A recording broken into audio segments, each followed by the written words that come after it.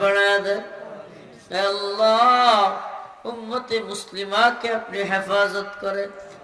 Arakan, Uyghur, Kashmir, মালি, Somalia, Yemen, ফিলিস্তিন সহ শত ভূখণ্ডের নির্যাতিত নিপীড়িত মুসলিম উম্মাহকে আপনি হেফাজত করেন।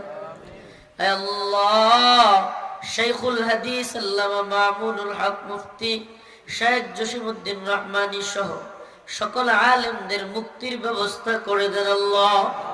হে আল্লাহ, আমাদের মধ্যে হে আল্লাহ এখানে যারা উপস্থিত অসুস্থ আছে তাদেরকে সুস্থতা দান করেন।